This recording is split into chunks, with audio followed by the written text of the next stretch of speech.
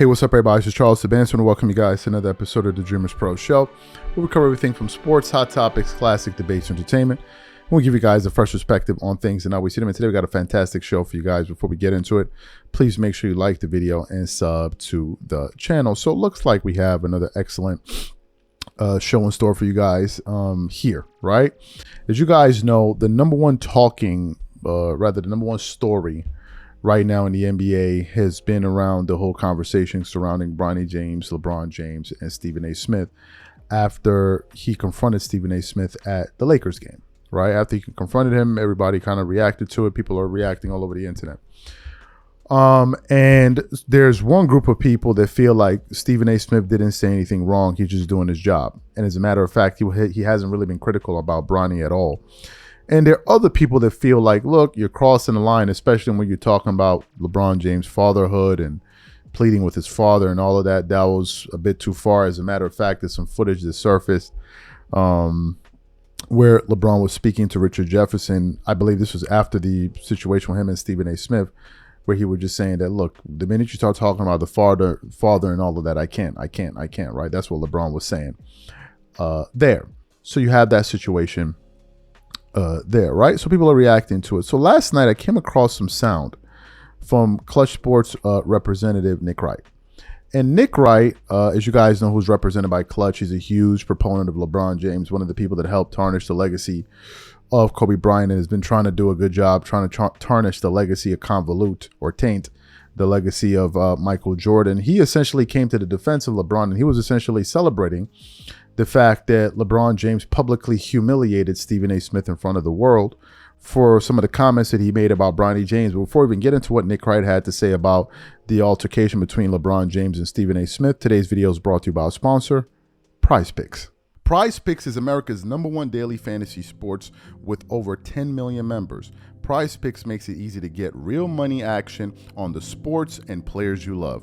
You pick more or less on at least two for a shot to win up to 100 times your cash. For example, this week on PrizePicks, I'm looking at the upcoming NBA schedule and selecting Stephen Curry for more than 29 points and Kevin Durant for more than 27 points and Anthony Davis for more than 12 rebounds and Luka Doncic for more than 8 assists. If you're like me and you like to play it safe, you'll love PrizePicks' new feature, Flex Plays. It's the safest way to play. You can still cash out even if your lineup isn't perfect. Plus, you can double your money even if one of your picks doesn't hit. On top of this, PrizePicks puts their members first, so all withdrawals are fast, safe, and secure. When my picks hit, I can get my money as quick as in 15 minutes. So download the PrizePicks app today and use code CLNS to get $50 instantly when you play $5. That's code CLNS on PrizePicks to get $50 instantly when you play $5. You don't even need to win to receive the $50 bonus. It's guaranteed. And remember, whenever you support this sponsor, you're supporting this channel. Thank you. So what we want to do now is I want to play exactly what Nick Wright had to say about the incident that took place between Stephen A. Smith and LeBron James. We're going to come back and continue on the show. Take a listen to Nick Wright here. A lot of people have been really dishonest and unfair about acting like, oh, LeBron's son's in the league and now he doesn't want anyone, even though he's an NBA player, to criticize him. That's not what this was. This was a number of different things.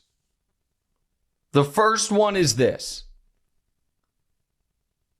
I do think, as far as criticism of Bronny James, I do think it is, listen, Bronny James as a basketball player is totally fair, a fair target. And this is the part that I think just should be level set. It was about, two things. One, the commentary when, and I said it before, I'll say it again, I really like Stephen A., but I'm just trying to, so I'm not even making as much of a value judgment about this. I'm just trying to kind of set the record straight. When Stephen A. did I'm pleading with you as a father to end this, that really, really bothered LeBron. And that was why, by the way, LeBron's people called Stephen A. and then Stephen A. made fun of him for it. And so then LeBron handled it himself, which felt to me totally reasonable. And so I didn't really get when Stephen A. is like, you have my number, all this stuff. Like, Stephen A. always says, I'm at the games, I'm around, come talk to me. That's what he did. But when you're talking to a guy who had no relationship with his father whatsoever, and then basically telling that guy in LeBron, be a better father, that is going to really, really ruffle some feathers. Then when you add to it the fact that we've all kind of memory hold, the fact that Bronny suffered cardiac arrest and almost died less than a year and a half ago, when you have that added kind of anxiety as a parent, which any parent that's ever had any health scare with any of their kids, and for those parents out there listening who've lost a child, I can't imagine.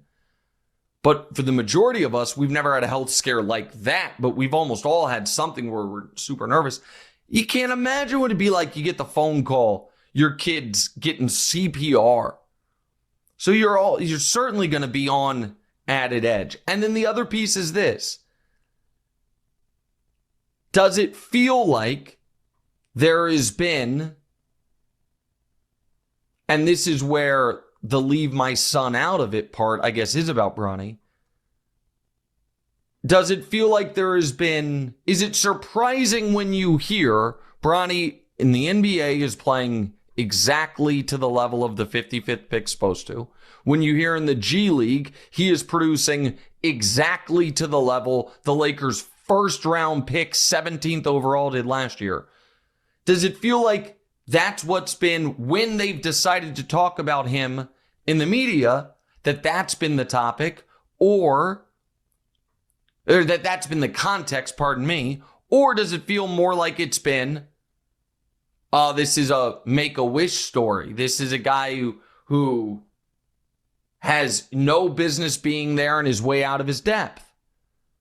And that's the part. Now, listen, some of this is just part of being, I guess the good side of being Bron's kid is you get drafted when maybe you wouldn't have. The bad side is even if you play up to that level that you earned it, or that you're earning it, you're going to get scrutinized.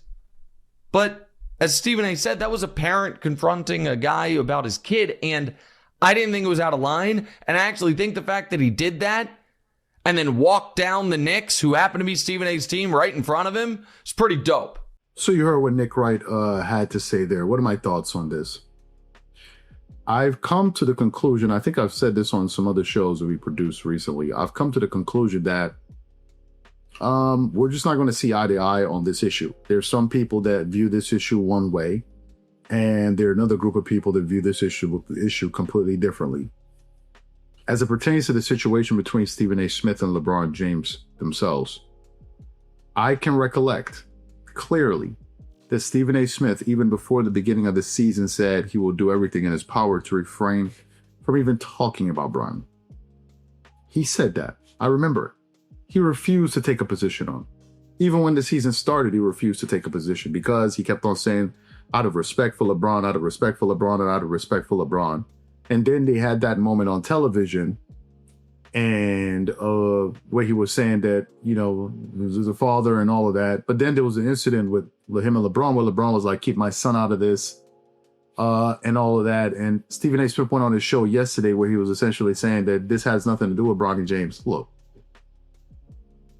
I think the sooner people realize that people are going to disagree on things. Like in your mind, you're like, but this is so obvious. Like, what's the issue? You're like, in your mind, it seems so clear. And the other person is looking at you like you're crazy. And then it's just the vice versa. Us in this group that feel this way, the other people really don't get it. Like they just don't understand our point of view. And it's the same way we don't understand their point of view. It's the same thing. And I've come to the conclusion that there's no point in even kind of trying to argue or say, bro, like, well, what do you mean by this? How can't you see it? They just see it the way they see it. Like, they just see it the way they see it. Now, I will say this, however. What I do not understand about this entire situation as it pertains to Stephen A. Smith specifically. Stephen A. Smith, before he had that altercation with LeBron, was the face of ESPN, or is the face of ESPN. He was earning millions of dollars a year. After that, he just signed, or I guess that day, he agreed to a $100 million contract. So Stephen A. Smith has enough money, in my view, to not pander to these people and try so hard to be liked by these people. This is why I never understand why he comes on TV and constantly praises LeBron, praises him, and LeBron constantly spits in his face. All of that twerking that he did. Oh, he's a great, the great this, the great that. He's a longevity. He be looking at you like you was a goofball. This is the part I don't understand. He's looking at you like you're a goofball.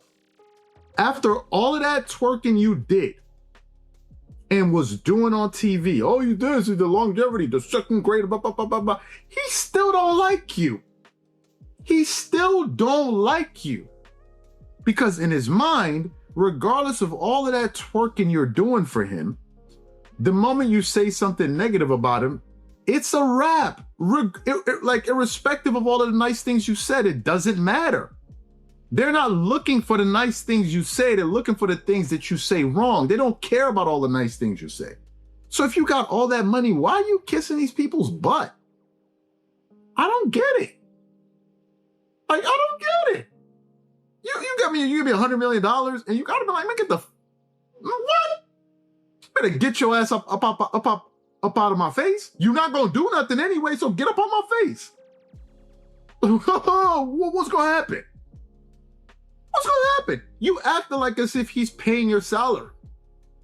So that's the part I don't understand. It's like a battered dog or something. You still coming back after they keep kicking you. Get away from me. And you're still coming back. Like, no, look, I'll do it right this time. I don't understand it. Why are you begging for this dude to like you? And like, I don't get it.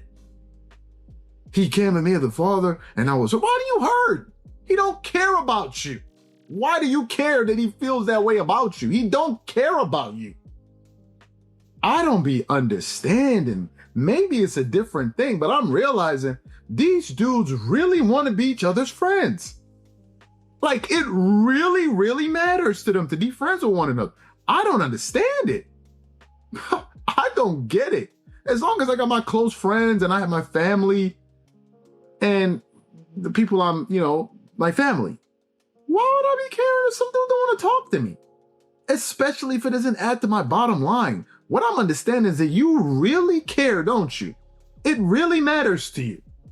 Why? These are just men. Why do you care if they like you or not? If they don't talk to you, who cares? Is it adding to your bottom line? That's the part I don't get. You really care, like, oh man, they feel this way and they don't like. It matters to you? That really matters to you? I don't know. Maybe it's just a different thing, man. Maybe it's just how I'm raised, bro. I don't know. I don't know. I just feel like when you get to a certain age, you don't care about whether or not, like at a certain age, man, when you look at guys at a certain age bracket, most men, especially successful men, the people they spend the most time with, if they're not at work, is their families. First. Then maybe their friends. But it's their families first. If you like, where in all of that do you find the time to be caring about if this dude likes you or that dude? Where do you find the time for it? I don't know. Y'all can help me figure it out. It's like me in high school. You really want these dudes to like you? I'm out.